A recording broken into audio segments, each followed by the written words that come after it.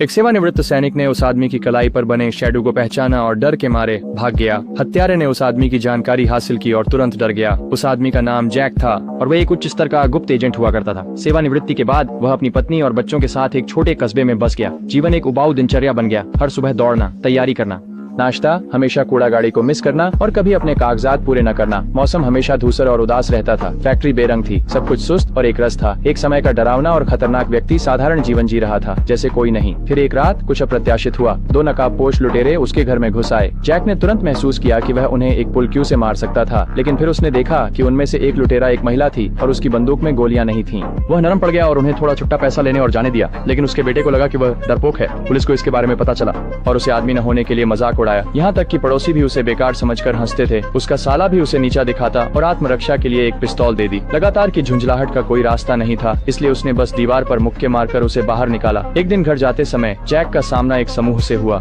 नशे में धुत लोग, वे एक लड़की को परेशान कर रहे थे। जैक इसे और सहन नहीं कर सका, वह गुस्सा गया। कुछ ही पलों में पूरा समूह नीचे था और जैक रात में गायब हो गया, लेकिन दुर्भाग्यवश उसके कार्यों के परिणाम थे। नशे में धुत एक व्यक्ति स्थानीय गैंग के एक सदस्य का छोटा भाई निकला, बॉस। जब बॉस ने अपने भाई को मुश्किल से सांस लेते देखा तो वह गुस्से से भर गया और जैक को ढूंढकर उससे बदला लेने की कसम खाई। उन्होंने जैक का ट्रांजिट कार्ड पाया और उसका पता ढूंढने के लिए उसका इस्तेमाल किया। इस बीच जैक ने अभी खाना बनाया था और अपने परिवार के साथ छुट्टियों की योजनाओं के बारे में बात कर रहा था। तभी अचानक उसने देखा कि कुछ कारें खड़ी हैं। तो बाहर एक जासूस के रूप में अपने वर्षों के अनुभव से उसे महसूस हुआ कि कुछ गड़बड़ है। बिना समय गंवाए उसने अपने परिवार से तहखाने में छिपने को कहा। उसने नियंत्रण पैनल दबाया। ये उसका विशेष बनाया हुआ था, भूमिगत बंकर। उसने उन्हें पुलिस को फोन न करने के लिए कहा। फिर उसने घर की बिजली बंद कर दी और हथियारों के आने का इंतजार करने लगा। उसने एक बेसबॉल उठा लिया, बेसबॉल बैट, और आसानी से उनमें से कुछ को बाहर निकाल दिया, लेकिन फिर उस पर घात लगाकर हमला किया गया। अगली चीज जो उसे पता चली वह कार की डिक्की में जागा। उसने तुरंत अपना अंगूठा मोड़ा और हथकड़ी से बाहर निकल गया। उसके आसपास की आवाजों से उसे पता चल गया कार में 3 लोग थे। उसने फायर एक्सटिंग्विशर उठाया और पीछे की सीट को लात मारकर गिरा दिया। फिर सूखा पाउडर चारों ओर छिड़क दिया जिससे अंधा हो गया